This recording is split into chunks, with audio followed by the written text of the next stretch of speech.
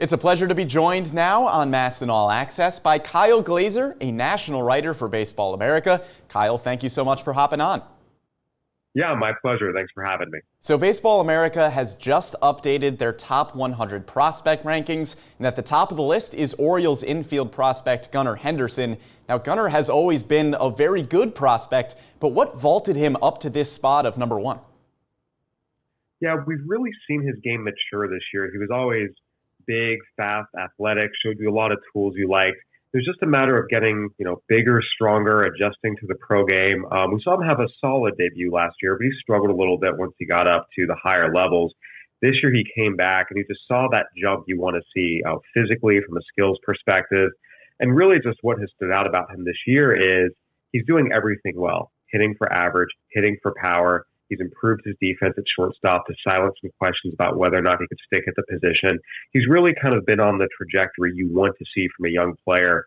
And it's just been really cool to see it all kind of blossom. And it became pretty clear that when you stack up his tools, his performance, his new ability level with the rest of the prospects in minor league baseball, he belongs at the top.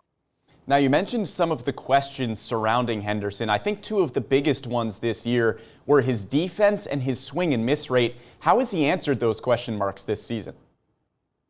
Yeah, some of the questions about his bat last year, even though the numbers weren't great, scouts were still pretty bullish. They saw him as just a young guy who was facing older competition, trying to adjust and seeing, the best pitching he's seen in his life.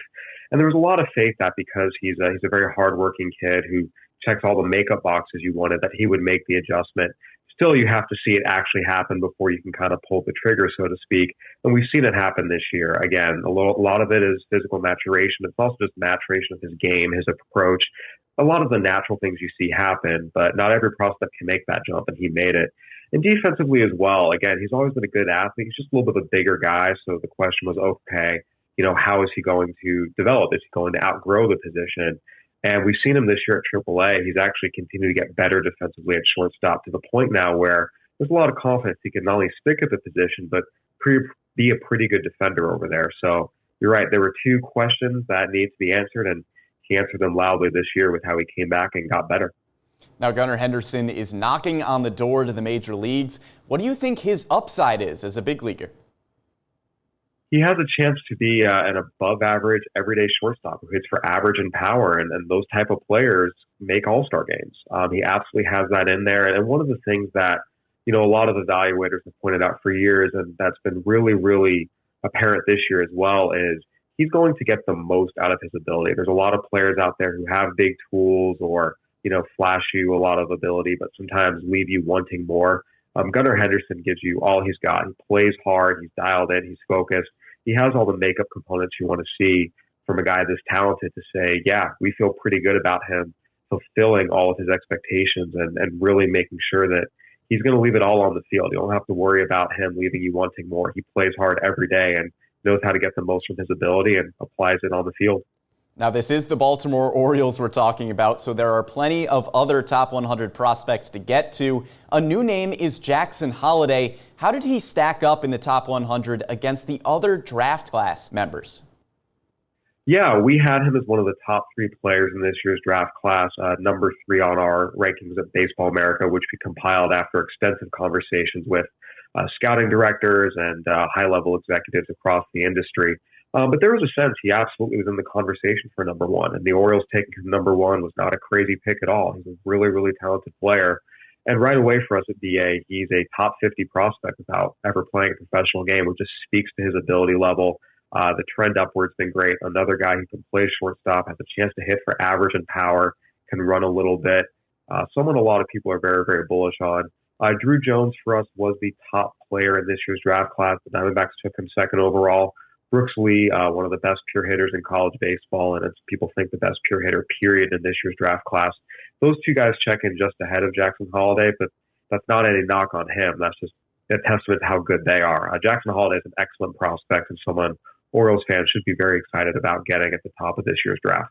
Now, another former first-round pick by the Orioles kind of rounds out the top 100, and that's Colton coming in at number 97. I think some Orioles fans were surprised that Cowser was that low on the ranking. Can you explain why Cowser comes in at number 97?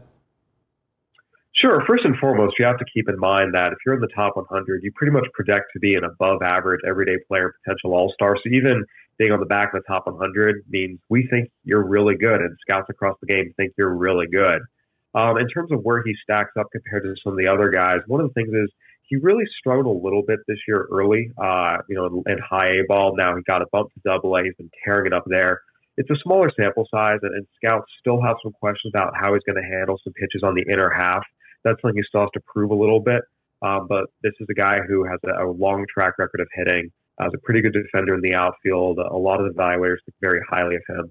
I think people sometimes lose track of, there's way more than 100 good prospects in the minor leagues at any given time. If you're on the top 100, anywhere on the top 100, you have a chance to be pretty special. And Colton Cowser is a player who, again, has some questions he still has to answer about how he'll handle stuff on the inner half that might keep him out of the top 50 for now. But the fact he's on the top 100 speaks to his ability level and how highly we and everyone else thinks of him.